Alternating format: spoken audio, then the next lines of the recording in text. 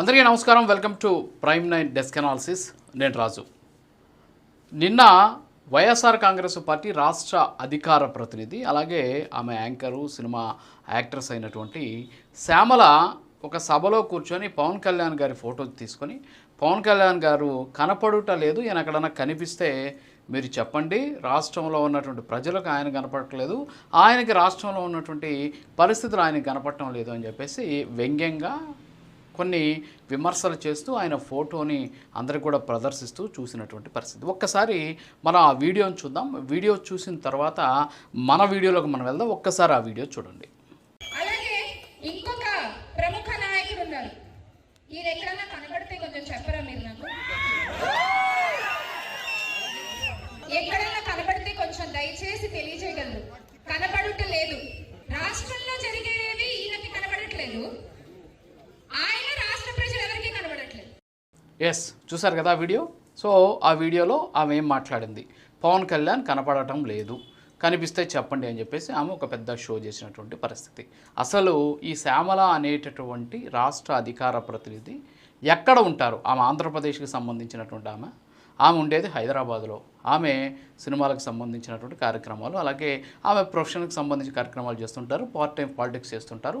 మధ్య మధ్యలో ఇలా వచ్చేసి కాస్త కామెడీ షో చేసి వెళ్ళిపోతూ ఉంటారు. పవన్ కళ్యాణ్ గారు కనపడటం లేదంటానికి, ఏమైనా కనిపిస్తే పవన్ కళ్యాణ్ గారిని చేపట్టుకొని తీసుకొని పోయి ఆ ముందంట నిలబెట్టండి. ఆమె నేను మాట్లాడినటువంటి మాటలు ఇందాక మనం చూసాం వీడియోలో. సరే, ఆమెకు కొన్ని విషయాలు తెలియకపోతే కష్టం అనమాట. ఎందుకంటే ఏదో భ్రమలో ఉండిపోతారు. వాస్తవంగా పవన్ కళ్యాణ్ అనేటటువంటి ఒక వ్యక్తి ఆంధ్రప్రదేశ్కి ఉప ముఖ్యమంత్రి, దానికంటే ముందు ఆయన పిఠాపురంకి ఎమ్మెల్యే.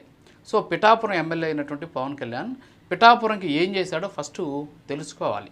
వైఎస్ఆర్ కాంగ్రెస్ పార్టీ కావచ్చు, అలాగే ఎవరైతే ఇప్పుడు వచ్చి బయట మాట్లాడుతున్నటువంటి రాష్ట్ర అధికార ప్రతినిధి అయినటువంటి శ్యామల, ఏంటి ఆయన ఏం చేశాడు అంటే, పిఠాపురంకి దాదాపు 60 అభివృద్ధి కార్యక్రమాలకు గాను 308,35,00,000 రూపాయలు ఖర్చు పెట్టి ఆ పిఠాపురం నియోజకవర్గంలోనే భారీ ఎత్తున అభివృద్ధి పనులు ఆయన చేశారనమాట. ఇందులో చాలా పనులు ఉన్నాయి. మీరు చెప్తున్నటువంటి ఆ కనిపించని పవన్ కళ్యాణ్ చేసినటువంటి పనులు పిఠాపురం నియోజకవర్గంలో ఎప్పుడూ కూడా జరగని విధంగా 308 కోట్లు ఒక్క సంవత్సరంలో ఖర్చు చేసి ఆయన ప్రాతినిధ్యం వహించినటువంటి నియోజకవర్గ రూపురేఖలు మార్చారు. ఆయన కనిపించాడా, ఆయన చేసినటువంటి అభివృద్ధి కనిపిస్తుందా అనేది ఒక్కసారి ఎవరైతే విమర్శిస్తున్నటువంటి వాళ్ళు ఉన్నారో వాళ్ళు కళ్ళు పెద్దవి చేసుకొని చూస్తే తెలిసిపోతుంది. ఇంకోటి ఏంటి అంటే, ఈ 308 కోట్లు ఎందుకు ఖర్చు చేశారంటే, ఇన్ఫ్రాస్ట్రక్చర్ కోసం, అలాగే ఎనర్జీ అండ్ పవర్ కోసం, అలాగే వాటర్ అండ్ శానిటైజేషన్ కోసం, అగ్రికల్చర్ అండ్ వెల్ఫేర్ కోసం, హెల్త్ కేర్ కోసం, ఎన్విరాన్మెంట్ కోసం, ఎడ్యుకేషన్ కోసం, అలాగే టెంపుల్స్ అండ్ కమ్యూనిటీ కోసం.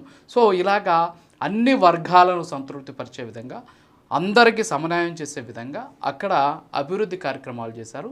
అందుకోసం ఆయన పెట్టినటువంటి ఖర్చు ఏడాదిలో 308 కోట్లు ప్రభుత్వ నిధులను వినియోగించి అక్కడ అభివృద్ధి కార్యక్రమాలను ఆయన శ్రీకారం చుట్టినటువంటి పరిస్థితి. ఇది నేను చెప్పడం కాదు, ఇది పబ్లిక్ డొమైన్లో ఉంది. వెళ్ళి చూసుకోవచ్చు ఆయన ఏమేమి పనులు చేశాడు, దానికోసం ఎంతెంత ఖర్చు పెట్టాడు, ఎంతెంత ఖర్చు అయింది, ఎక్కడెక్కడ ఏ పనులు చేశారు, మీరు వెళ్ళి చెక్ చేసుకోవచ్చు. ఇక పిఠాపురం ఎమ్మెల్యేగా ఉన్నటువంటి పవన్ కళ్యాణ్ ఆ తర్వాత ఆయన రాష్ట్రానికి సంబంధించిన పంచాయతీరాజ్కి, అలాగే గ్రామీణాభివృద్ధి శాఖతో పాటు అటవీ శాఖ, అలాగే సైన్స్ అండ్ టెక్నాలజీ, దీంతోపాటు ఏదైతే ఆయన పర్యావరణ శాఖకి సంబంధించినటువంటి మంత్రిగా ఉన్నారు. మరి ఈ సందర్భంలో ఆయన ప్రాతినిధ్యం వహిస్తున్నటువంటి మంత్రిత్వ శాఖల దగ్గరికి వస్తే, పంచాయతీరాజ్కు సంబంధించినటువంటి ప్రోగ్రెస్ ఒకటి కానీ చూస్తే, రాష్ట్ర వ్యాప్తంగా రోడ్స్కి సంబంధించినటువంటి ఇన్ఫ్రాస్ట్రక్చర్ని డెవలప్ చేశారు.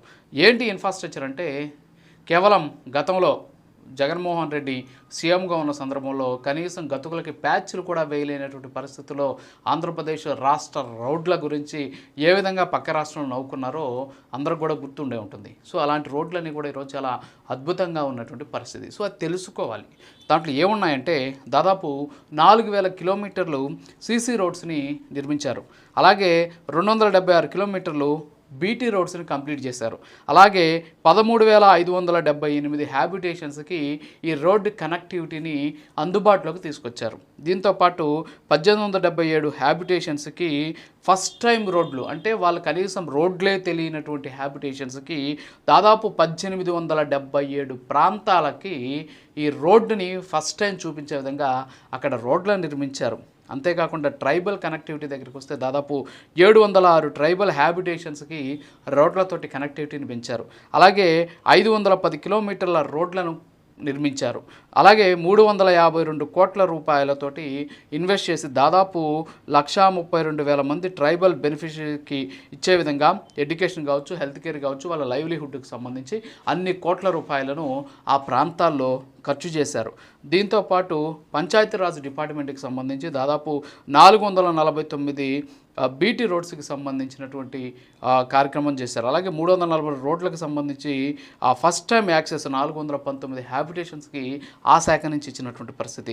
దీంతోపాటు 78,776 పాండ్స్ కన్స్ట్రక్ట్ చేశారు. అంటే క్యాటిల్కి సంబంధించినటువంటి పాండ్స్, అంటే గ్రామాల్లో ఆవులు అలాగే పశువులు నీళ్లు తాగేందుకు లేకపోతే ఆ పాండ్స్ నిర్మించినటువంటి పరిస్థితి. దీంతోపాటు క్యాటిల్ షెల్టర్స్ నిర్మించారు. దీంతోపాటు క్యాటిల్ టఫ్స్ని నిర్మించడం జరిగింది. సో ఈ విధంగా చూస్తే పవన్ కళ్యాణ్ గారు ఏం చేశారు అనేదానికి మీరు వెళ్ళి ఒక్కసారి పబ్లిక్ డొమైన్లో కావచ్చు, అంతేకాకుండా ఆంధ్రప్రదేశ్కి సంబంధించినటువంటి ఏ వెబ్సైట్లో చూసినా, లేకపోతే ఆయన ఉన్నటువంటి శాఖలకు సంబంధించిన వెబ్సైట్లో చూస్తే ఆయన కనపడకుండా ఏం చేశారు అనే దానికి చాలా రకాలైనటువంటి సమాధానాలు మీకు దొరుకుతాయి.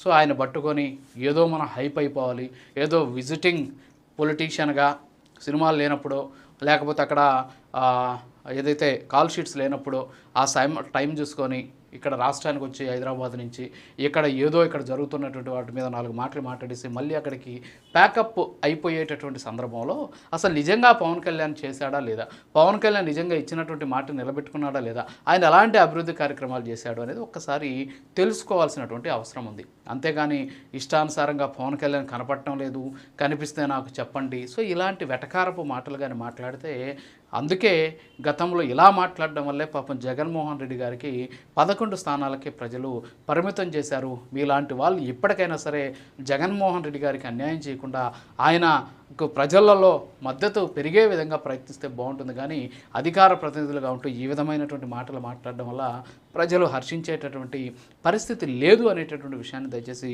గుర్తించాలని కోరుకుంటూ ఇది వాళ్ళ డెస్క్ అనాలిసిస్. మరో అనాలిసిస్లో మళ్ళీ కలుద్దాం. నమస్కారం.